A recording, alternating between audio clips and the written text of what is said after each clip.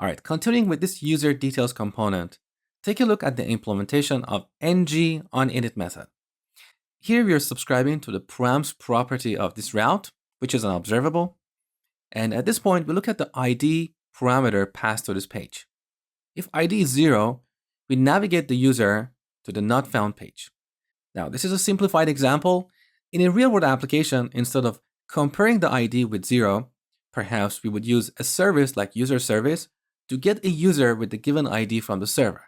And then if we can't find that user, we will redirect the user to the not found page. So let's not worry about that complexity. What matters here is that you need to learn how to work with this params property. Or in other words, you need to learn how to work with the activated route class in your tests. So back to our spec file, I'm going to copy this last test, duplicate it,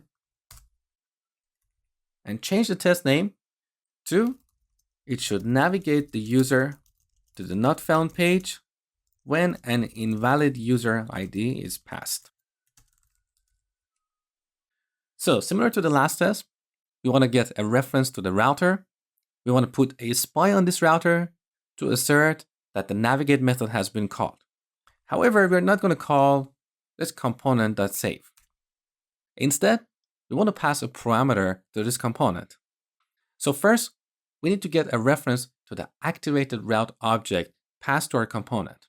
So let route be testbed.get activated route.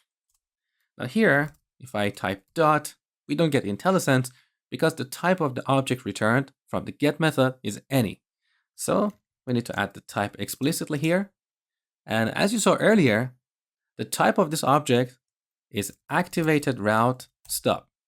Because earlier, when configuring our testing module, we told Angular to replace activated route with activated route stub. Okay? Now, back to our test. So this class has a property called params, which is an observable. Now here's the interesting part.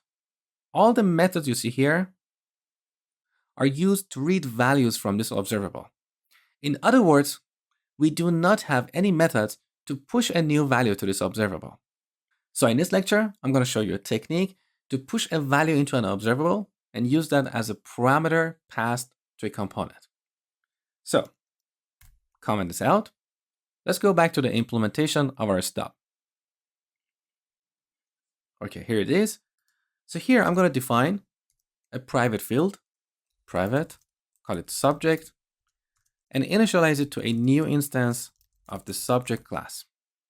Subject is a class defined in RxJS. It derives from observable. So it is an observable. It has all the capabilities that we have in observables. However, it has an additional feature. It has a method that we can call to push a new value into this observable. So first, let's import this class on the top. So here we add subject. Okay, so here's our field. Now I'm going to define a method called push, which takes a value. And then here we call this .subject.next. That's the method I was telling you about. So with this next method, we can push a value into this observable. So I'm going to pass this value here. Now the final step. So let's go back to our component. Look, here we're using the params property of this activated route. So we're not using this subject. Now what we need to do is to expose this subject as a property called params, which is an observable. So back to our stub. Instead of declaring this params as a public field, I'm going to declare it as a public property with a getter. So get params. It's a public property, so it looks like a method, but it's actually a property. Now here in the getter, we return this .subject.asObservable. So we expose this subject as an observable to the outside world. So with this, our component can use this params property like an observable. So back here, we don't need this line anymore. All right, so here's our stub. Now back to our test. So at this point, we have an access to this activated route stub. So we're going to call route.push. Now here we need to pass an object that has a property called ID, and the value is 0. So with this, we push a new value into our observable. And then back in our component, because here we have a subscription to this observable, this code will be executed.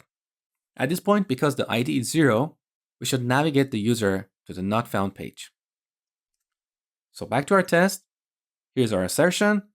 Let's save it and look at the result in the terminal. Okay, our test failed. And I'm really happy that this happened. Look at the error. Expected spy navigate to have been called with users, but actual calls were not found. So in our test, because we copied this test from the last one, I forgot to change this users here to not found. So we're asserting that we should take the user to the users page, but actually we're taking them to the not found page. So with this, we can ensure that we're testing the right thing. So if I go here and change this to not found and save, now all our tests are passing. Beautiful. Next, we're going to look at testing components that use a router outlet.